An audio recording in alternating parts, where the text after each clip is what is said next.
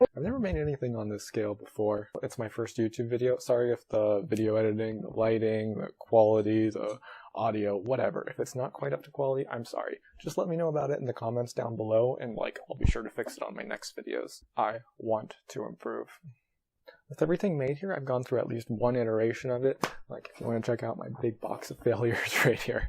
It's basically, it's the creative process. Look forward to a video on that. I will definitely be doing one a little later if you want to subscribe. Also note, there's some footage missing, but that's fine. I didn't actually start recording until after I had started the project, so you just get to pretty much just get to miss me making this terrible mistake of this thing here. We are straight up in uncanny valley here with this thing. You can see the original arm here, how skinny it was. It was just bad. So I tried to tear it off and then make a new arm here. And it actually went over pretty well. The form wasn't quite right because it was stitching it on here and I just needed to start over. But you'll see me starting from that point. Without further ado, let's get into it. So here I am starting over.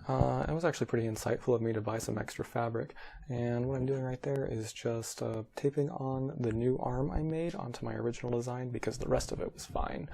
And yeah, going ahead and tracing it, cutting it out, and I'll be stitching it together in a moment.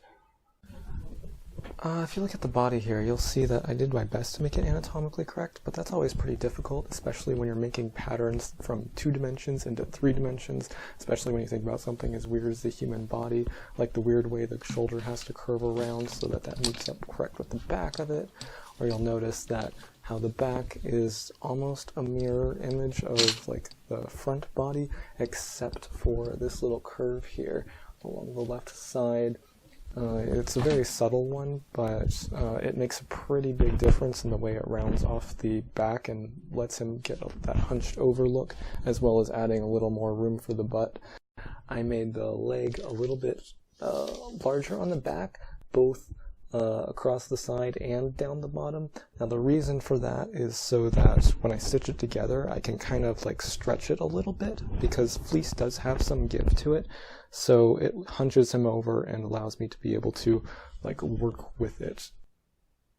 So one thing to note is that what you're seeing right here on the pattern is not the profile that you want it to be.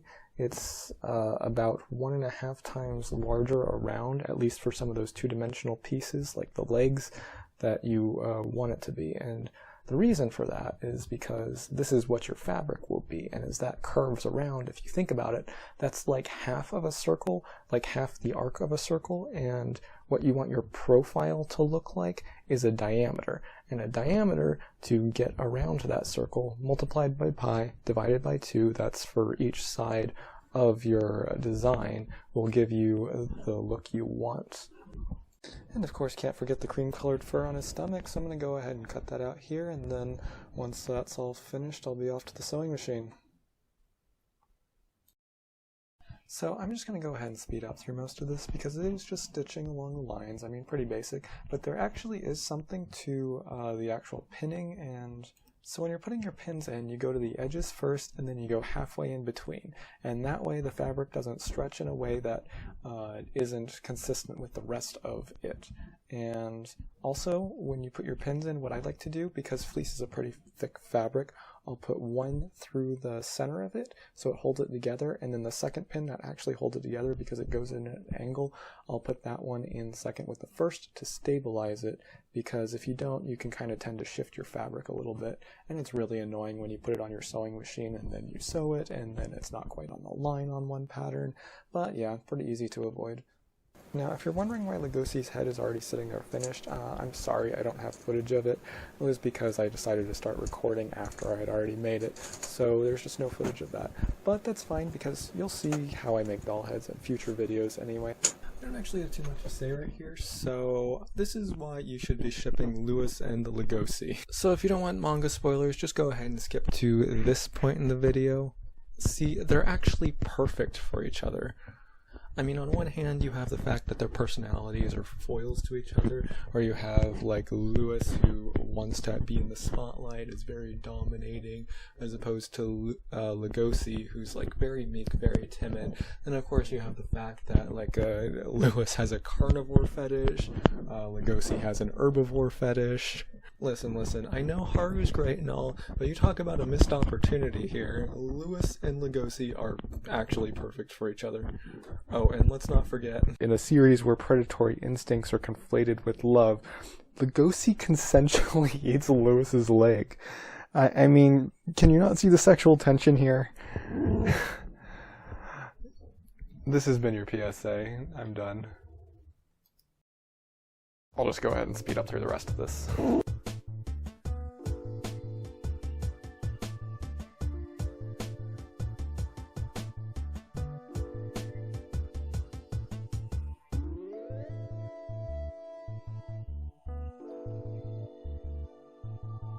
Alright, body's fully done. Let's stuff it and move on to the next part. Here it is stuffed. The arms still look a little bit wonky, and you can kind of see where I messed up the curve on his chest, so I'm going to go ahead and readjust that here in a second. I'm also going to go ahead and readjust his lateral curve there. You can kind of see where it's a little off from the other side. Can't forget the chest fluff either, so that's what I'm doing right here is marking it, and I'm going to go ahead and cannibalize the pieces I used from the previous model, because those actually turned out pretty nice. So, not to be understated is the importance of like taking a second to step back, take a look at your work, and then try and decide where you're going to go from there. So right now I'm pretty much just kind of feeling him out, kind of thinking about how the clothes are going to lay on his body, how I'm going to put the skeleton in, how he's going to bend, and generally how this is all going to come together before I make any irreversible modifications.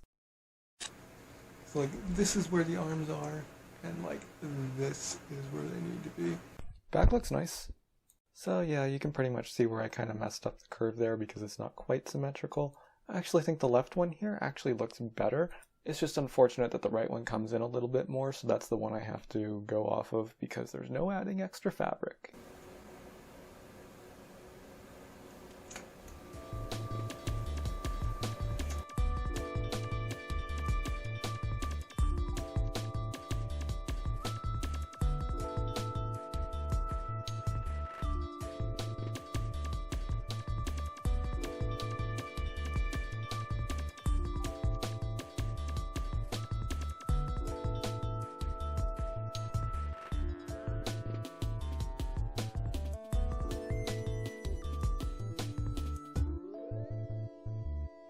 Alright, touched up the curves, added chest fluff, cleaned up the body, now let's get on to the stuffing.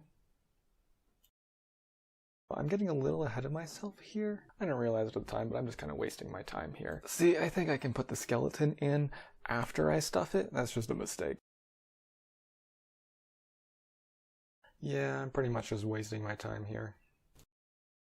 I'm thinking all I really need to do is just kind of like stitch it in a little bit right there. Like stitch right down here. Perfect. It'll be perfect. Really like the way that chest fluff came out. So what I'm doing here is just anchoring it in place. I do that with just like 3 overhand knots, and I'm not joking around with 3 overhand knots here. Like, you really need it to be pretty sturdy because when you yank on that thing, you want the fabric tight so that the thread does not show. Then you pretty much just go and ladder stitch it on up. And just be sure that when you do anchor it down, you put that little knot in the crevice that will be closed up so it disappears, of course.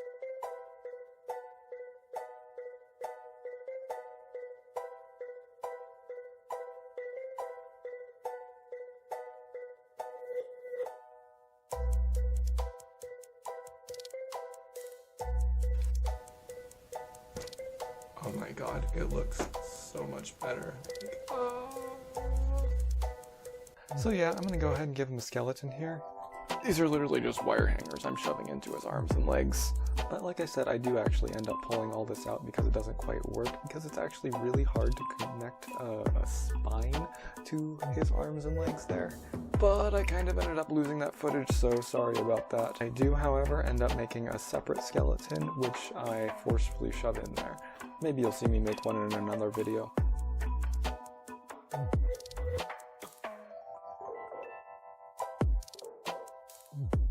Look at this guy. He's just like, what do I do now?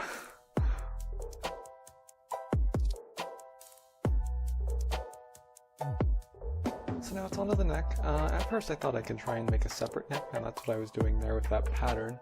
But I think, you know what, I really don't need to. The curve on my templates was actually pretty nice and ended up forming a neck pretty well.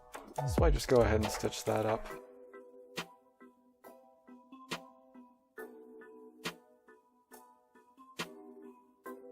Can't forget the neck floof, and of course I'm just going to go ahead and stitch that right onto the head. I'll be using ladder stitch again. It's pretty much the go-to stitch for adding anything on the outside.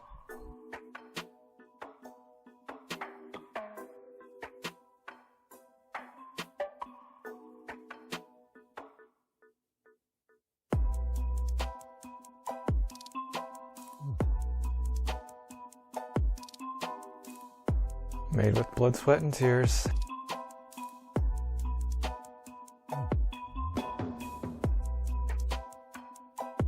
So here I am moving on to the feet. I start with the top profile view and then work my way around to the sides. Pretty much the same way I make all plushes, but I didn't really see this working out too well, and well, I was right. I mean, part of the problem is that just making feet out of like plush materials is really difficult and would at least need to be done in several parts to be able to get that concave shape underneath the feet. Probably done in a similar manner to the way I did the snout, which is like making base pieces with like one top piece over it, and then I go back and make a sole on the bottom.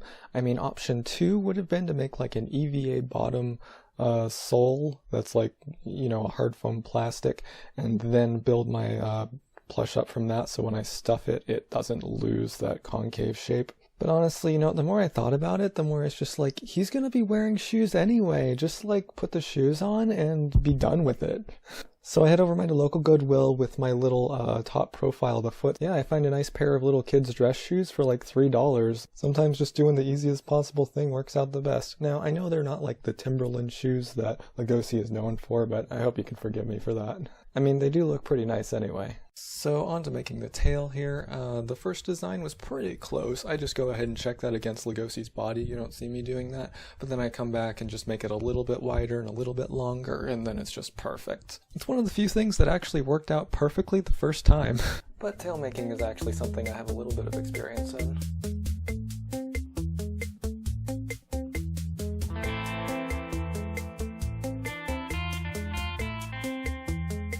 Going along here at the end and pulling out any of the fur that got trapped under the threads from the sewing machine went over it. So I actually have a little bit of experience in making hands, or rather gloves. So they're not actually that difficult when you understand that the thumb is on a different plane than the rest of the fingers. And the fingers just kind of curve around, and as long as you get that knuckle shape and the proportions right, then honestly it comes together like really nicely.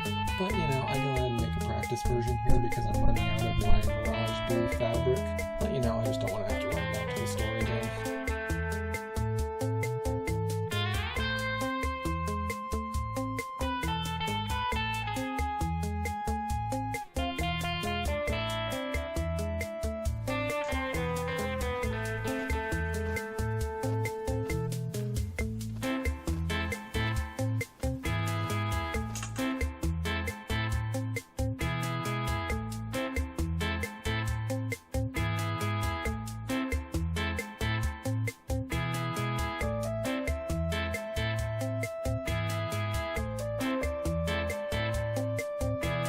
So yeah, from here you can get a better idea of how I constructed it, at least where the top part of the hand is one piece and the bottom half is like a thumb that's kind of like stitched and pulled on.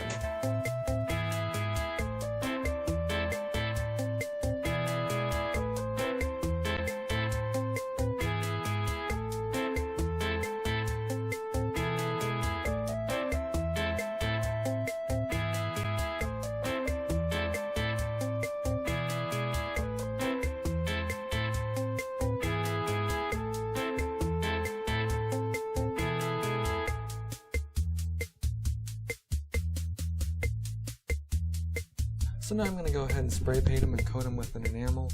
You don't really need to see too much of this is all pretty basic.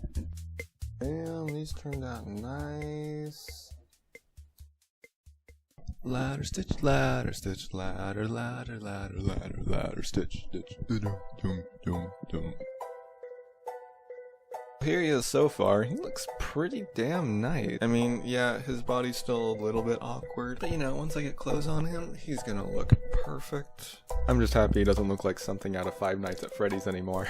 So here I made a quick little test shirt just to hone in his proportions, and I got it pretty damn close. So with the shirt here, I'm pretty much just basing this off of my own shirt patterns, just doing my best to scale them down while being mindful of Legosi's proportions, which I've measured separately. So I'm not going to go too much into depth on clothing making, because frankly there's a lot more people out there who are better at it and better at explaining it than I am. So I'll just go ahead and speed up through this. Trace pattern, cut pattern, trace fabric, cut fabric, pin. So as you can see, here is failure number 1.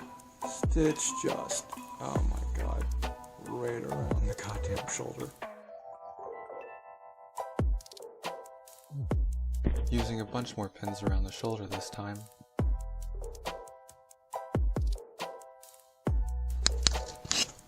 My good lord.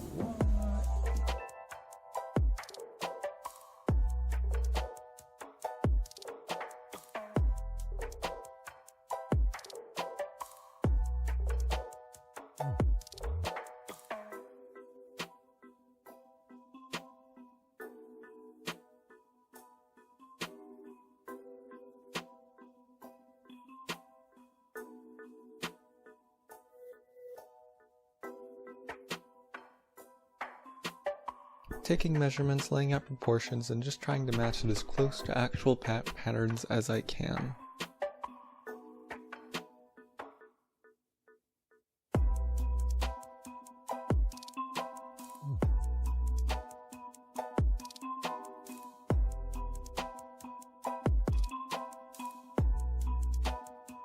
So here we go with the test pants, and oh my god, they turned out perfect. You know, Legosi actually looks pretty good in a full white suit. But I am gonna go ahead and give him his signature black and gray pinstripe pants. Joann's didn't actually have the fabric I needed, so I just went ahead and tore up a shirt I found at Goodwill that was pretty damn close.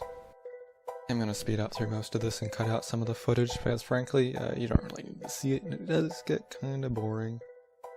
Yep, here we are with the wear hangers again. They do curve up through the front of the shoe, and here I am applying some epoxy. I found that doubling them up actually does kind of help him stay upright.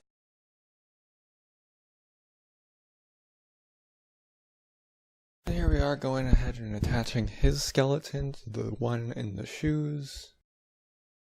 So E600 looks like it works pretty great here, at least better than sewing it on does.